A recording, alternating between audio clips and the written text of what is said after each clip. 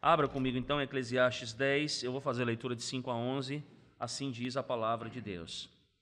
Ainda há um mal que vi debaixo do sol, um erro que procede do governador. O tolo posto em grandes alturas, mas os ricos assentados em lugar baixo. Vi servos a cavalo e príncipes andando a pé como servos sobre a terra. Quem abre uma cova, nela cairá. Quem rompe um muro, mordê-lo-á uma cobra. Quem arranca pedras será maltratado por elas, e o que racha lenha expõe-se ao perigo.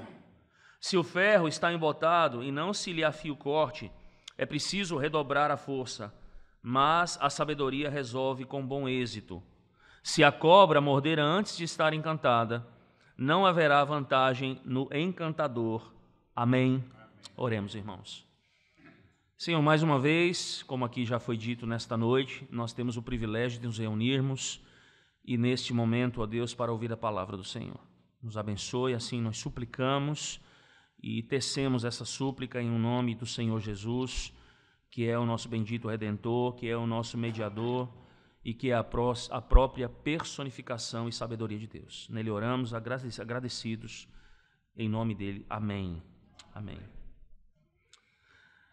Bom, irmãos, o pregador, mais uma vez, ele começa esse texto, como havia feito nos versículos anteriores, argumentando sobre a questão da área política.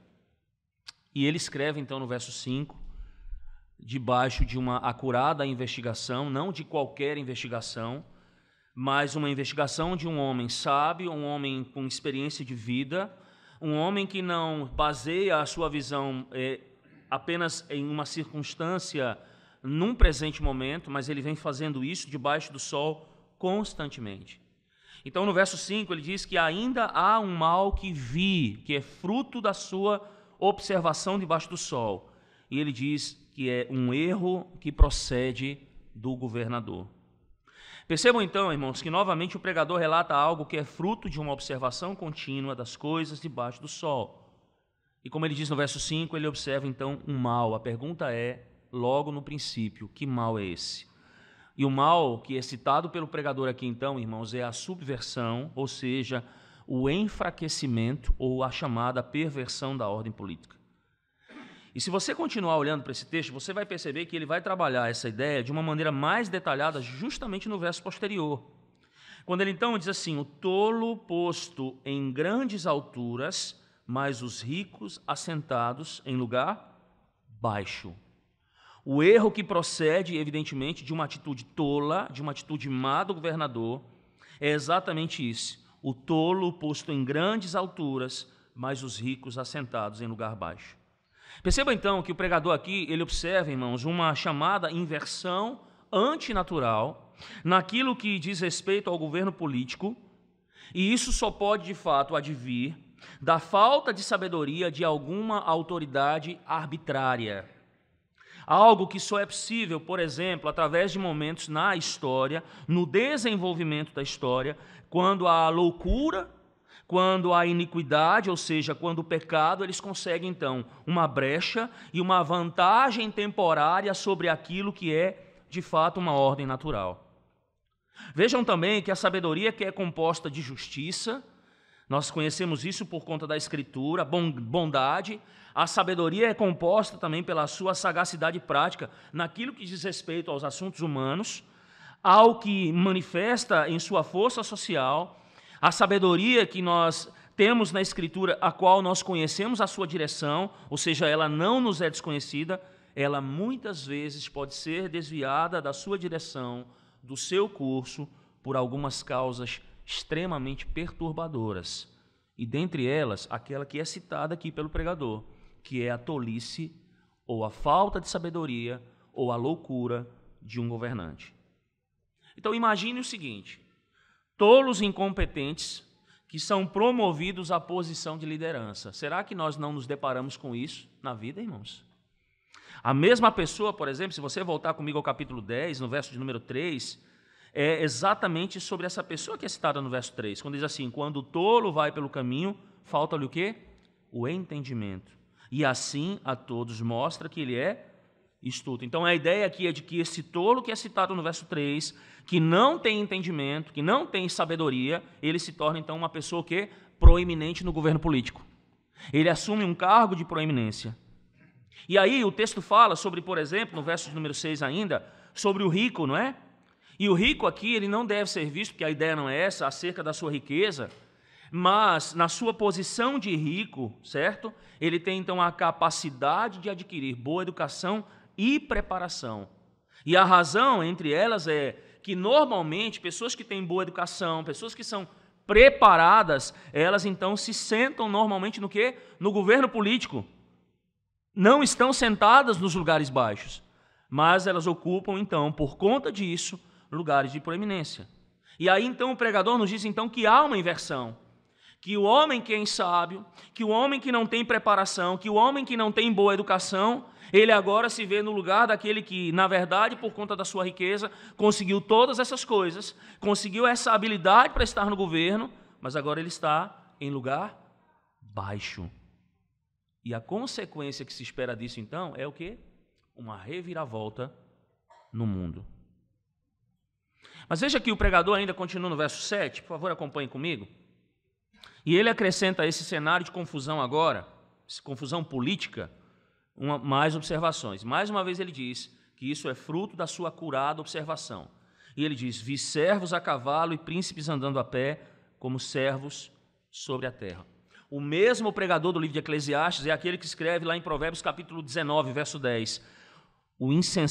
Ao insensato não convém a vida arregalada, quanto menos ao escravo dominar sobre os príncipes. Mas perceba que aqui, aquilo que não é adequado, segundo o pregador, aconteceu. Ou seja, os tolos, os homens insábios, estão governando nos palácios e os servos estão andando a cavalo. E enquanto isso, então, a classe governante, aqueles que se prepararam para isso, encontram-se em lugares baixos. Por isso ele diz, os príncipes estão andando a pé. E a pergunta é, como ocorreu então essa reviravolta?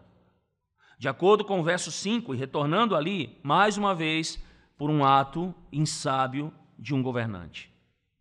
Percebam então que a ideia e que o ponto aqui é que na área da política, os benefícios da sabedoria eles são facilmente perdidos por causa de erros banais, por causa de decisões tomadas com falta de sabedoria. E a conclusão, então, que o pregador chega nesse primeiro ponto é que é apropriado, sim, aos mais sábios e aos melhores governarem. Porque a sabedoria, ela é um elemento extremamente importante para conceder ao homem a chamada aptidão intelectual, moral, a todo dever e a toda confiança que lhes é encarregada.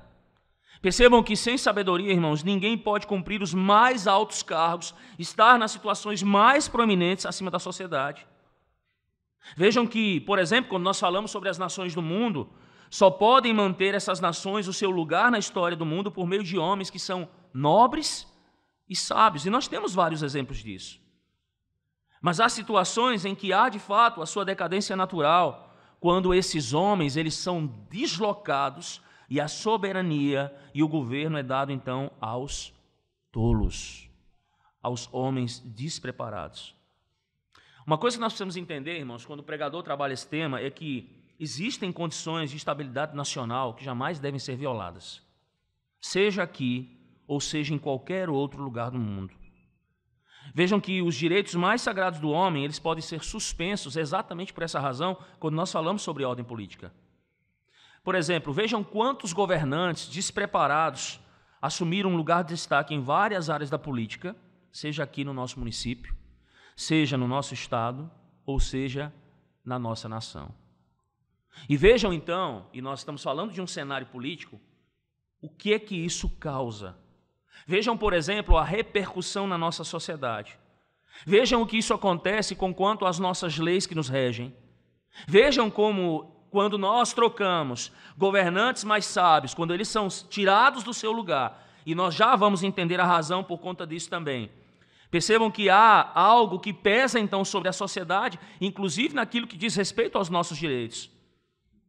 E aí sim, a permissão é dada, e o próprio texto nos diz isso, Essa permissão foi dada inicialmente, principalmente porque esses governantes que estavam ali, esses homens mais sábios e mais nobres, que de fato são pecadores, que de fato erram, porque não são governantes perfeitos e nem muito menos inerrantes em suas obras, eles permitiram que isso acontecesse. Ou seja, e além disso, eles não pesaram as consequências dos seus atos e agiram tolamente, resolvendo coisas, tomando determinadas situações, deixando então os governados à mercê então de gente incapaz. Deixa eu dar um exemplo do que por isso acontece. O que nós estamos acostumados, por exemplo, no governo político? Quando você elege, por exemplo, um governador, quando você elege, por exemplo, um prefeito, é mais difícil, talvez, na esfera do governo federal. Mas, por exemplo, nos municípios e no estado, nós geralmente olhamos que os cargos públicos, eles geralmente são preenchidos por quem? Por amigos, por parentes, e que muitas vezes não têm a mínima capacidade de exercer determinada função que lhes está sendo oferecida. Com o tempo, o que acontece? O desenrolar, se nós prestarmos bastante atenção, nós vamos ver que isso vai acumulando o quê? Prejuízo, questionamento, decepções, e aí, por fim, uma brecha para que alguém mais polêmico, para um aproveitador, alguém mais despreparado, com sede pelo poder, às vezes um analfabeto, assuma uma posição de liderança e arruine toda a sua sociedade.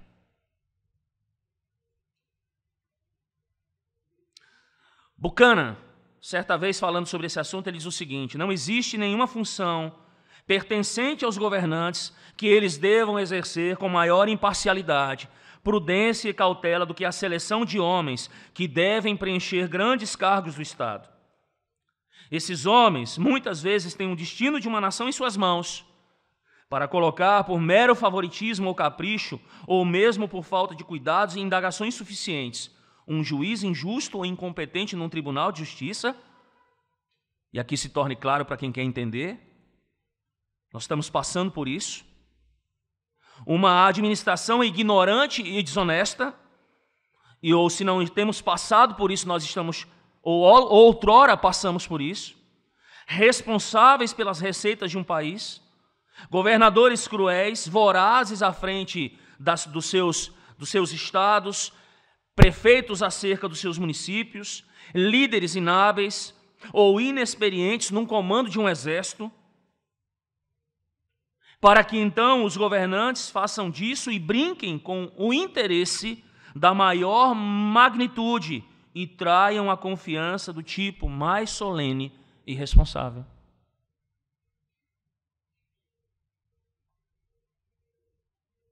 Olhem para a situação política, irmãos. Será que, assim como o pregador lá, não é exatamente aquilo que nós observamos, embora inclusive a Escritura nos diga que não há nada de novo debaixo do sol? As coisas, elas o quê? Se repetem constantemente? Meus irmãos, a sabedoria ela deve garantir os seus devidos resultados e gozar com dignidade dos seus triunfos. Mas aí nós esbarramos num problema. E qual é o problema? A existência do mal moral nesse mundo. É o que torna tudo complicado. É um fator inquietante em nosso acerto de coisas, naquilo que diz respeito à humanidade. E aí a gente olha para o mundo e vemos que o mundo, nem sempre no mundo, aquilo que é certo é o que de fato prevalece. Nós vemos que é da propriedade do mal manter uma guerra contínua contra toda a ordem, se rebelar contra tudo aquilo que é de dignidade justa e desfazer toda a bondade de Deus nesse mundo. E vocês sabem qual é o resultado disso? O progresso da humanidade em direção ao desenvolvimento mais adequado às necessidades, pelo menos morais e éticas de todos, é retardado. E a razão é uma só: por falta de sabedoria. Por falta de sabedoria.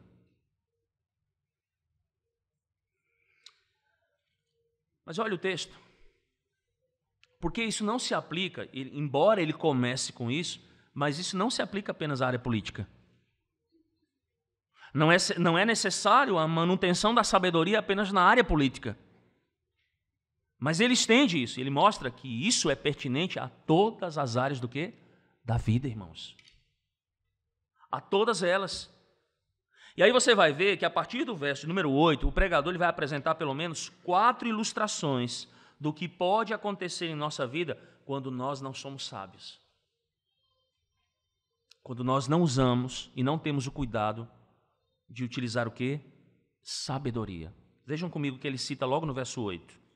Ele diz, quem abre uma cova, nela cairá, e quem rompe um muro, mordê-lo-á uma cobra. Irmãos, a cova, para quem não sabe, ela é, pelo menos naquele contexto lá do Oriente, é uma armadilha para animais.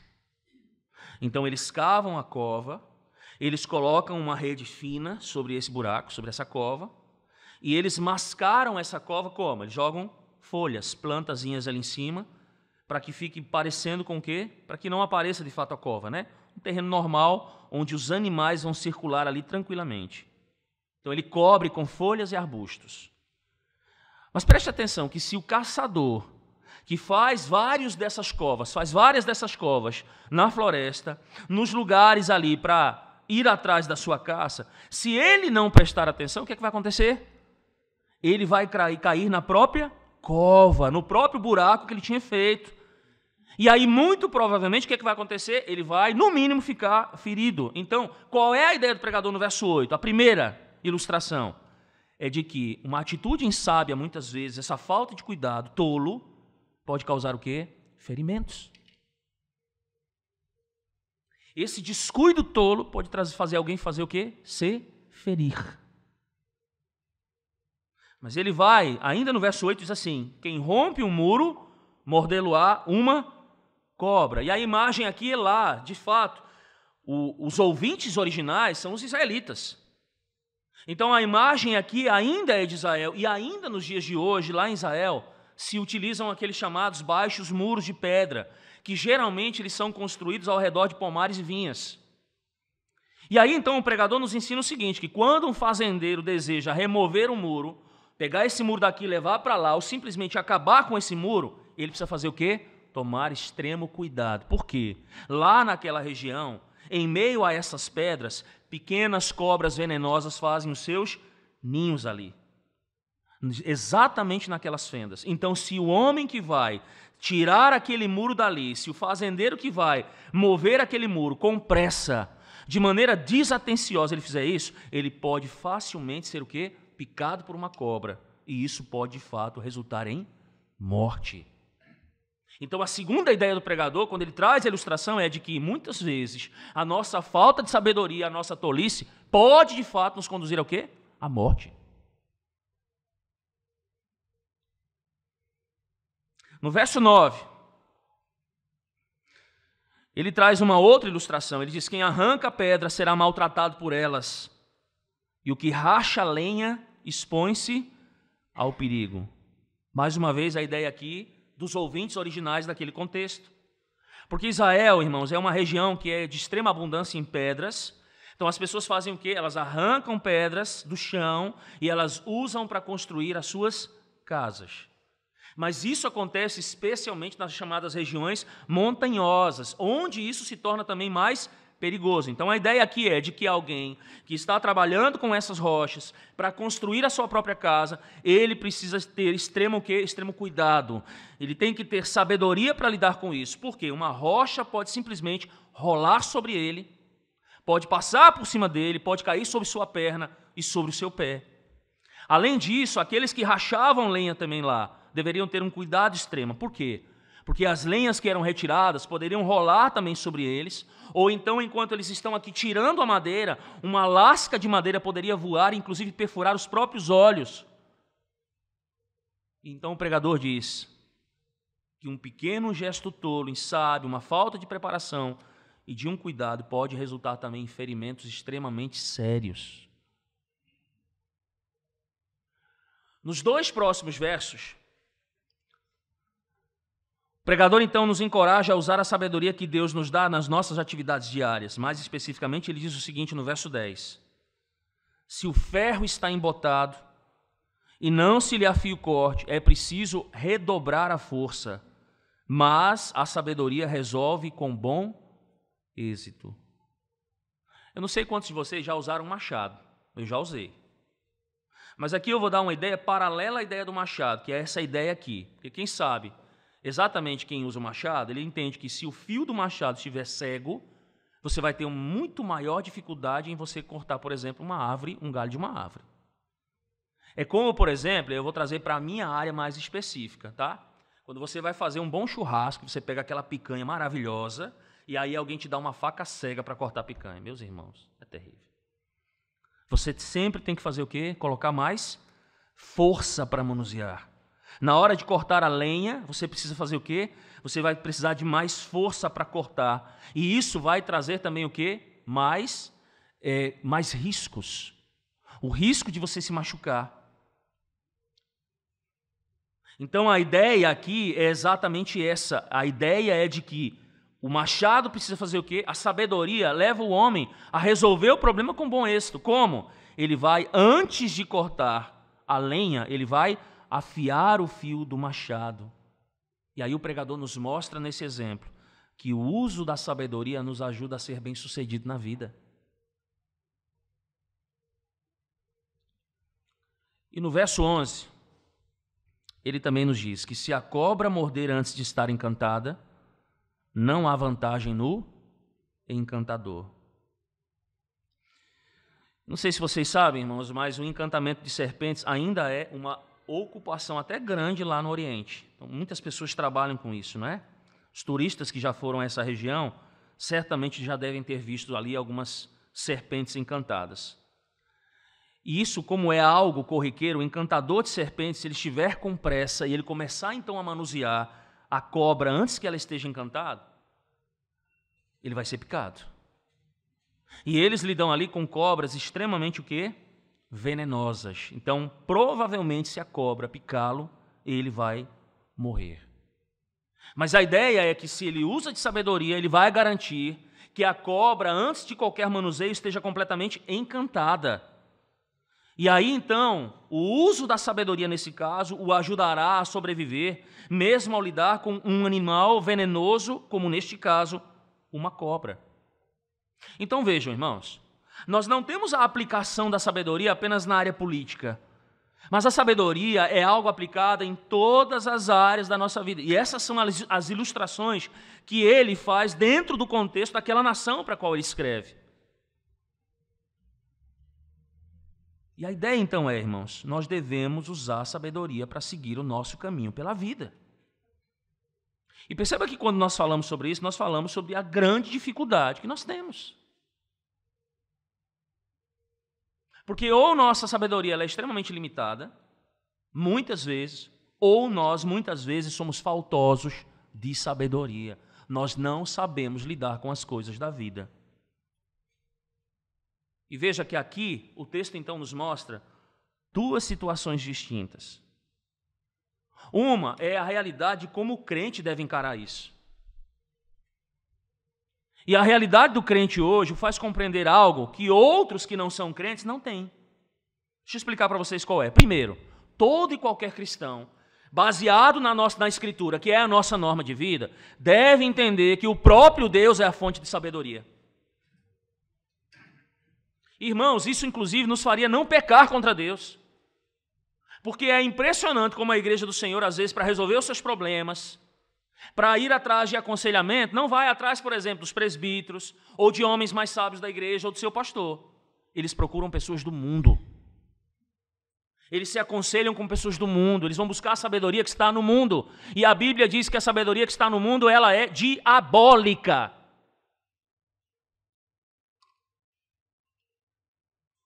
Não é ela que deve definir o nosso curso de vida, mas é olharmos para a fonte de toda a sabedoria, que é o nosso Deus.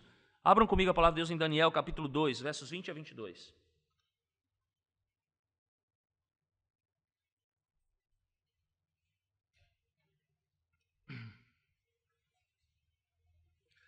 Daniel 2, 20 a 22, assim é a palavra de Deus. Disse Daniel: Seja bendito o nome de Deus, de eternidade a eternidade. Por quê, irmãos? Porque dele é a sabedoria e o poder. É ele quem muda o tempo e as estações, remove reis, estabelece reis. Nós estamos falando aqui, inclusive, sobre governantes, lembram? Ele dá sabedoria aos sábios e entendimento a quem? Aos inteligentes. A fonte de toda e qualquer sabedoria que nós precisamos para viver esta vida, para agradar a Deus, segundo a norma da sua palavra, é o próprio Deus. Então a gente tem que fazer como o Tiago manda. Eu preciso de sabedoria para tomar as minhas decisões, para resolver as minhas situações. A quem eu busco? Peça a Deus, que dá, em nada improperando. Mas vocês já perceberam a dificuldade que nós temos às vezes de pararmos para orar e dizer, Senhor, me torne um homem sábio? E você não precisa ser um governante para fazer isso. Quando, por exemplo, Salomão, que poderia pedir o que quisesse diante de Deus, ele pede a Deus o quê? Sabedoria para julgar o povo, para governar aquele povo segundo a boa vontade de Deus.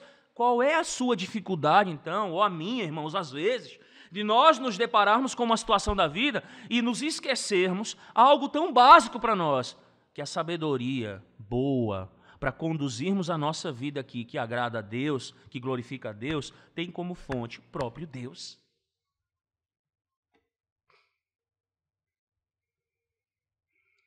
E aí você pergunta, tá bom, pastor, eu oro, mas como é que ela vem a mim? Aí você abre em 2 Timóteo 3, versos 14 e 15.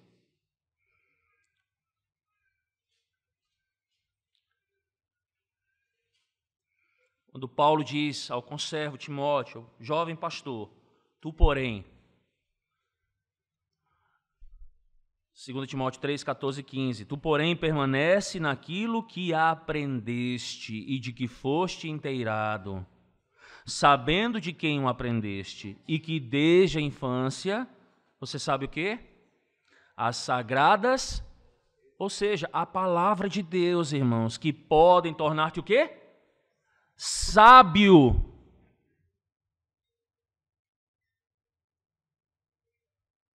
O que a gente tem aprendido aqui quando estamos falando sobre ética, irmãos? Que a Bíblia ou responde aos nossos problemas de maneira clara, ou nós podemos claramente deduzir da Escritura.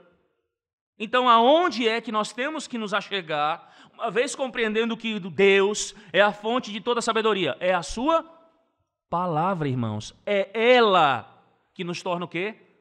Sábios, e principalmente para algo extremamente exponencial. Qual é?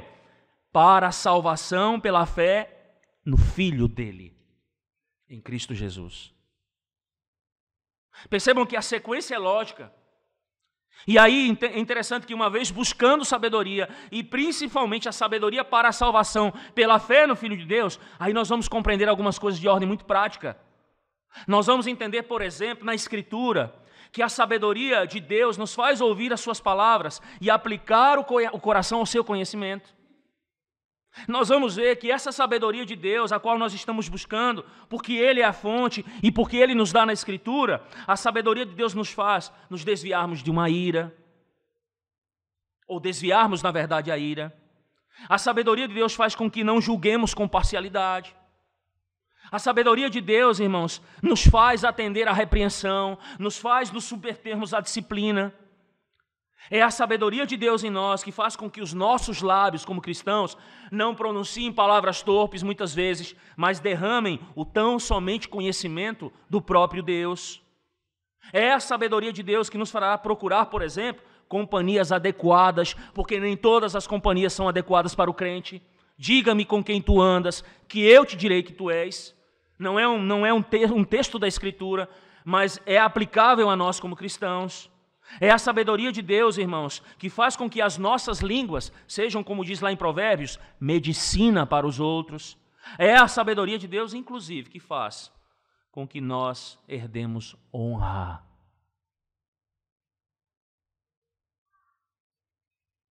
E eu poderia me delongar com você aqui durante toda a noite.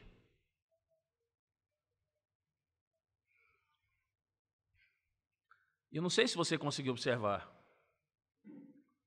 mas o assunto da sabedoria, irmãos, ele promove uma ruptura na humanidade.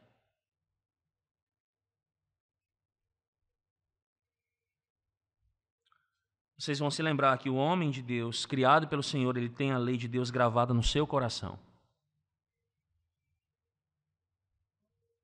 Ela não foi gravada no coração do homem quando ela foi dada ali no Sinai, não. Quando Deus criou o homem, ele colocou a sua lei em seu coração, irmãos. Lei que amada, que praticada, poderia guiá-lo nos caminhos de justiça, que é exatamente aquilo que agrada a Deus.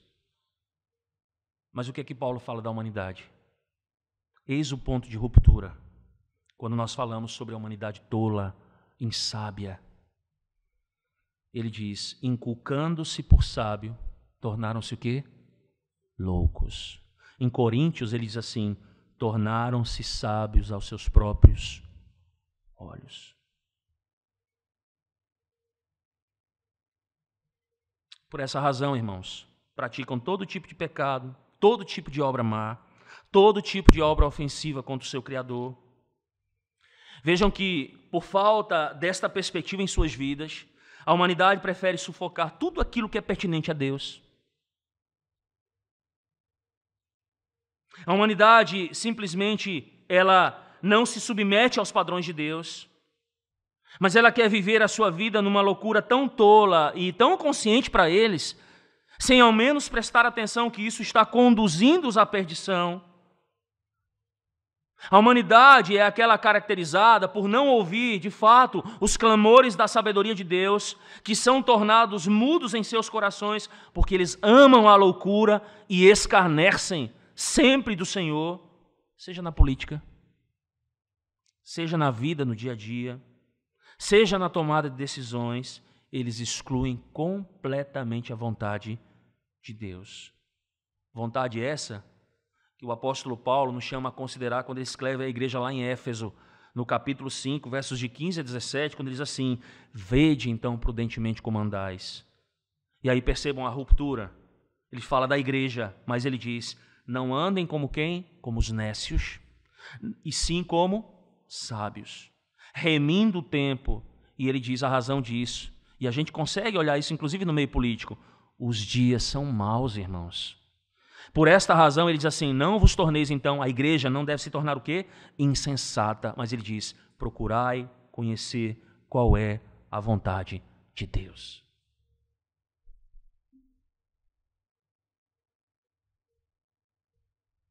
E nós sabemos qual é, irmãos. Nós conhecemos o padrão do Senhor. E um padrão que nos mostra, inclusive, na mensagem dessa noite, uma mensagem também escatológica. E com ela eu quero encerrar. Por favor, abra comigo Daniel capítulo 12, versos de 1 a 3.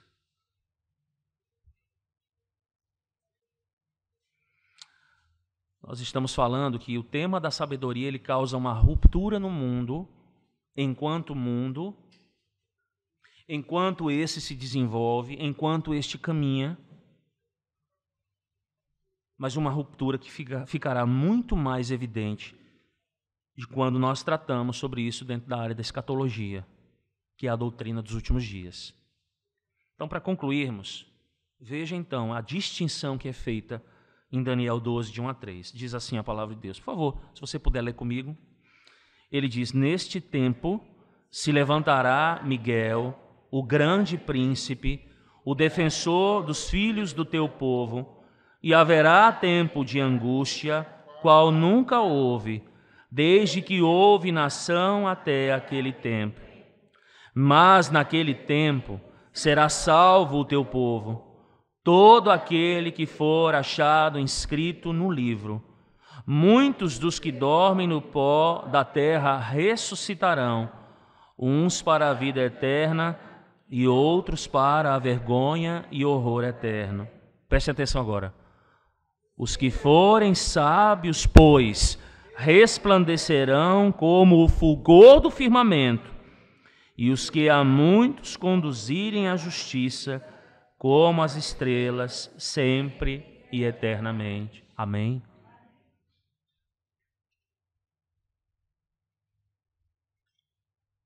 Eu vou voltar ao que foi dito um pouco antes. E esta é a palavra e a nossa meditação nessa noite, o foco principal, irmãos. Permanece naquilo do qual você foi inteirado. Paulo diz ao seu servo, ao seu conservo, ao seu amigo de ministério: torna-te sábio por meio da palavra, principalmente para a salvação, pela fé em Cristo.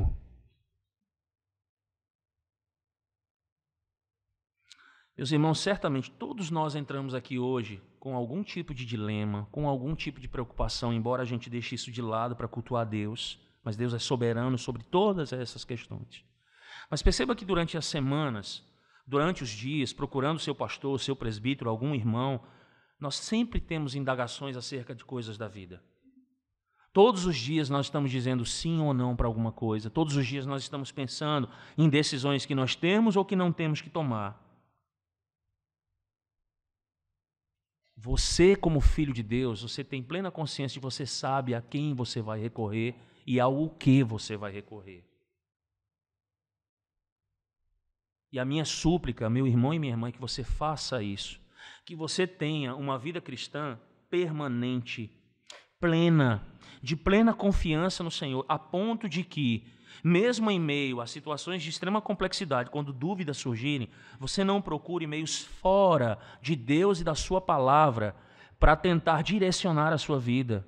Porque a resposta natural ou a consequência natural para isso é o quê? Desacordo com Deus. E eu digo isso, irmãos, porque é algo pertinente a todos nós. Quantos de nós já aqui, inclusive eu, já tomamos decisões pautadas em quê? Em sabedoria humana.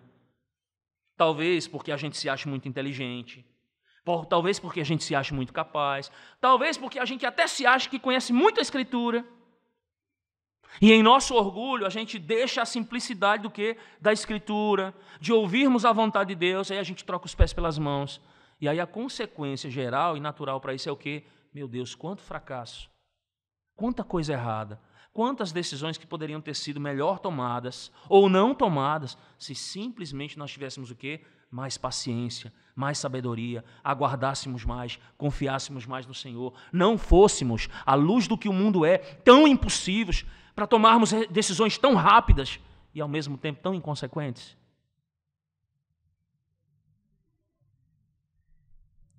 A palavra de Deus nessa noite, irmãos, nos chama a exatamente isso.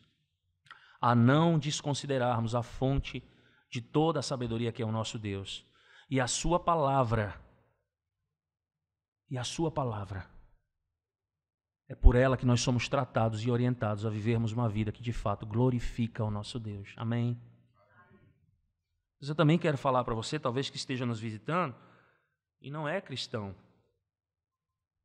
E eu preciso ser muito sincero com você, porque eu tenho uma preocupação com você também.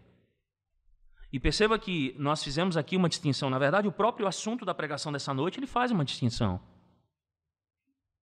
Ou você é conduzido por uma sabedoria boa, perfeita, por uma sabedoria que vem do Pai das luzes, de Deus, que é a boa sabedoria e que é aquela que conduz os filhos de Deus, ou seja, aqueles que têm uma nova vida em Cristo Jesus, ou você é conduzido por uma outra sabedoria, que também é qualificada na palavra de Deus como uma que não pertence a Deus, mas ao grande inimigo dos crentes, que é Satanás.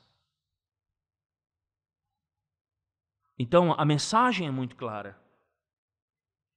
A sua vida não pode continuar sendo conduzida por esse tipo de sabedoria, porque como lemos aqui em Daniel, e você ouviu muito bem, isso leva a caminho de quê? De perdição. Então eu chamo você nessa noite a se arrepender, a buscar essa sabedoria do alto, que vem de Deus, mas que é personificada na pessoa de Cristo Jesus, o perfeito homem, o homem sábio, aquele que verteu o seu sangue na cruz, a sabedoria de Deus, a própria sabedoria de Deus, aquele que foi levantado para que nós hoje, de fato, pudéssemos viver segundo os padrões da sabedoria que é inerente à própria pessoa dele. Então arrependa-se e viva eternamente, sabiamente com Deus. Amém? Vamos orar, irmãos. Senhor, nós precisamos de Ti, ó Deus. precisamos ser lembrados acerca do que ouvimos aqui nessa noite, Senhor. Nós temos muitas vezes recorrido a tantas coisas, talvez até por desespero, que não é algo que deveria nos caracterizar, mas situações que advêm também do nosso próprio pecado. Às vezes nós criamos situações e de repente criamos essas situações pelo pecado e nos vemos em extrema preocupação, e aí precisamos resolver esse problema, e aí sim a gente quer recorrer, e aí a última pessoa a quem fazemos isso é o Senhor. Veja, nós pecamos contra o Senhor, e para resolver o problema nós também não vamos ao Senhor.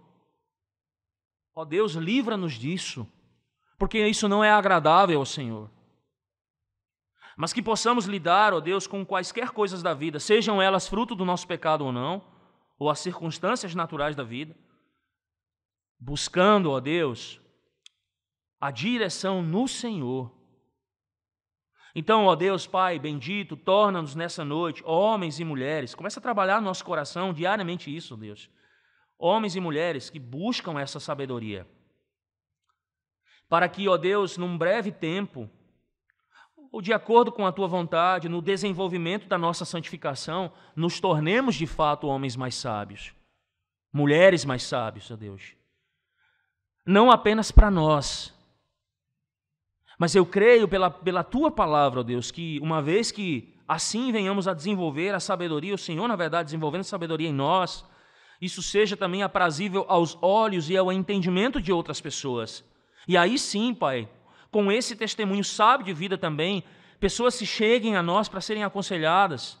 E aí é lógico que nós diremos a elas que a fonte de sabedoria é o Senhor, e o Senhor faz isso por meio da norma da Tua palavra. É ali que nós encontramos então, ó Deus, sabedoria, para que inclusive sejamos salvos por meio da fé em Cristo Jesus. Então, Pai, o Senhor ocupe o nosso pensamento durante todos esses dias, ó Deus, com o tema abordado aqui nessa noite. E que, ó Deus, em meio a esta semana, em meio aos dias que virão, talvez em meio até a decisões tomadas que permeiem todo o próximo ano, o Senhor nos oriente, ó Deus. E o Senhor faça isso também, lembrando-nos daquilo que já nós aprendemos da Tua Santa Palavra por meio do Espírito Santo do Senhor. Que o Senhor fale ao nosso coração, fale à nossa mente, ó Deus, e incline os nossos pensamentos. Que os nossos olhos sejam abertos às situações da nossa vida e que contemplemos ali a resolução desses problemas que devem, no fim de tudo, glorificar o Senhor. Ajuda-nos, ó Deus. Assim nós suplicamos nessa noite, em o nome de Cristo. Amém. Amém, Senhor.